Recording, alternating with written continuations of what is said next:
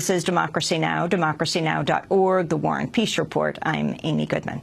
We begin today's show in Turkey, where protests that began last week in the capital have now brought tens of thousands into the streets in cities across the country. The demonstration started last Monday when about 100 activists in Istanbul tried to block the demolition of trees in Gezi Park by setting up Occupy-like encampment.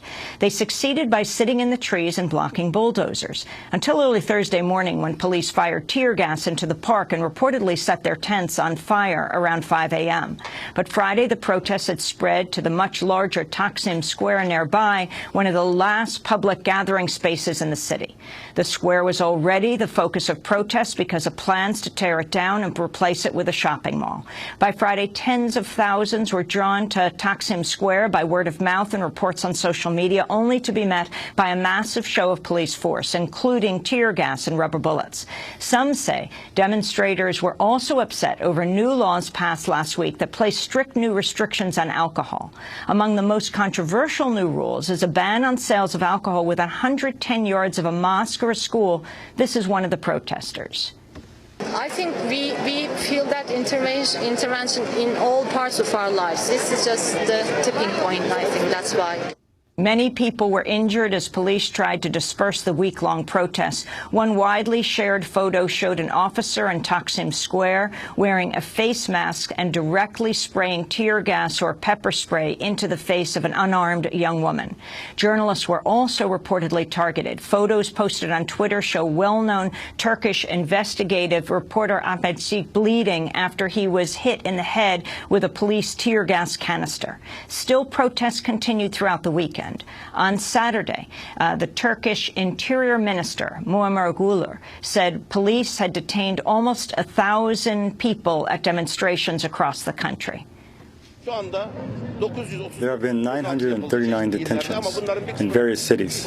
Some of them have already been released, and some of them are arrested pending trial.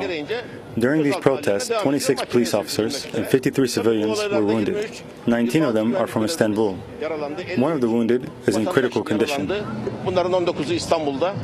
The U.S. ambassador to Turkey released a statement on the protests saying, quote, "I wish a speedy recovery to all those injured. Get well soon. But if you're asking me about U.S. foreign policy, as you know, freedom of expression, freedom of assembly, and the right to have peaceful protests are fundamentals of a democracy. I'm not going to say anything further," he said.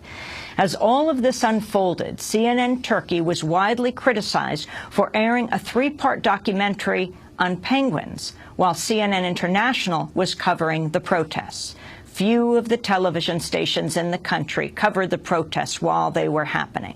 And on Sunday, the Turkish Prime Minister Tayyip Erdogan dismissed the unrest. Unfortunately, we have been witnessing undesired incidents, attacks and provocations over the past few days.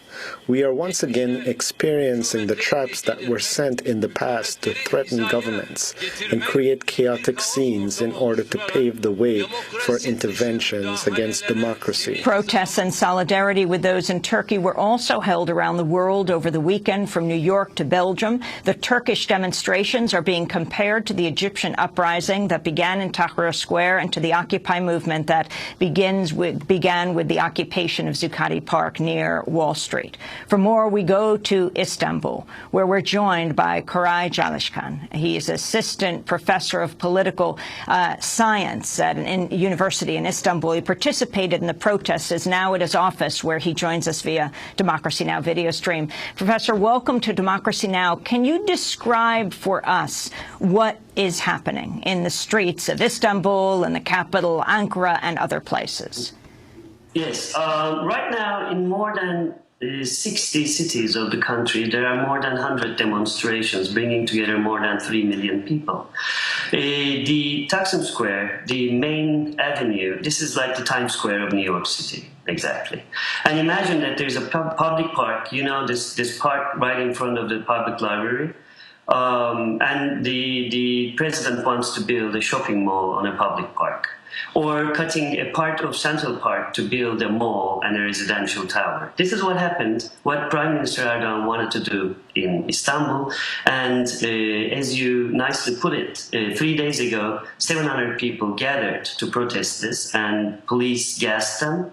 Next day, 7,000 people gathered in the same square, and the police gassed them. And on Saturday, 700,000 people came together, and then the police fled. Explain the tension that has clearly been mounting well before even these protests began in Istanbul. The triggering mechanism was to demolish that park, Gezi Park. However, this was the tip of the iceberg. The main problem was the increasing authoritarian regime of Islamist Erdogan government. First, we had the September 11th of Turkey. We lost a whole neighborhood of a district of Reyhanlı, losing 51 people. And Prime Minister, instead of changing people's attention to a different topic, decided to introduce a ban on wine and beer and other spirits in the country. And then when people protested that, he said, how come two drunk men can write a law and what our religion, Islam, says cannot be a law? And he was alluding to Mustafa Kemal Atatürk, the founding father of modern Turkey.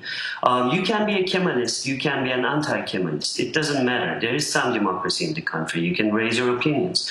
But he is the main hero of our only common story in this country. And when he looked down upon Atatürk, it was a red line. And afterwards, his mayor from his own party, the mayor of Istanbul, said there won't be any shopping mall or a residential center in that park. And his minister of culture, former minister of culture, said they were not planning to build a mall on it. He said, we're going to cut the trees, the park is going to go, and we're going to bring a mall and a residential center in that city center. Everyone took the streets. That's what's happening. We're speaking to Professor Koray Kalishkan, who's Assistant Professor of Political Science at Boğaziçi University in Istanbul. We're also joined by Nazan Üstündag, who is an activist and scholar. She's in the streets right now in Istanbul. Nazan, can you describe what has been happening there? Well, today or the last couple of days? You can go through the whole weekend. Yeah, well, people have been arriving more and more, and since Thursday, there have been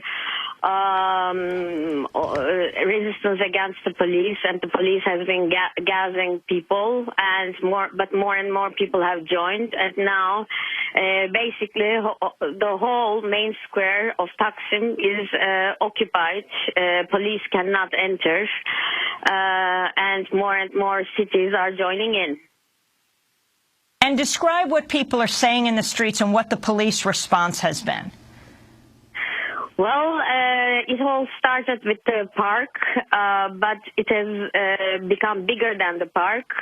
Basically, the whole Istanbul has been under a variety of different renovation projects for a long time now, and people have not, and there have been actually, AKP is foremost a neoliberal party.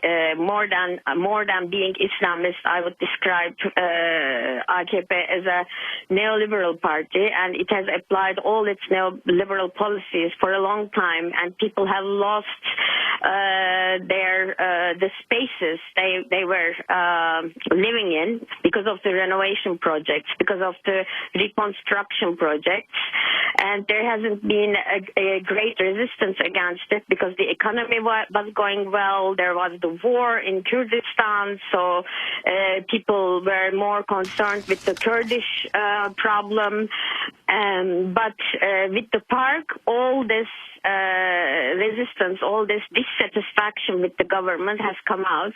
It has started as an urban movement, actually, to protect the urban areas that AKP has been transforming without consulting with people. It has been transforming them without consulting with people for a long time now, without opening any democratic channels for people to participate in the making of their urban future. So everybody has a different reason for being here. Women are here because there have been attacks to their reproductive rights. There has been new laws passed for restricting abortion, which has been a relaxed issue in Turkey until very recently. There are LGBT people. They are here because last week there was a meeting in the parliament about LGBT rights, but the government and people in the government have insulted in various ways them and their rights. So everybody has a different reason for being here. And because of the peace process that's going on, I guess people have found for the first time in 30 years the space to react against the oppressive policies that have been culminating. We're going to come back to this discussion in a moment. We have to break. We're speaking with Nazan Üstündağ, who has been in the streets for the last days, activist and scholar, and Koray Çalışkan, who is an assistant professor of political science at Boğaziçi University in Istanbul. It's back.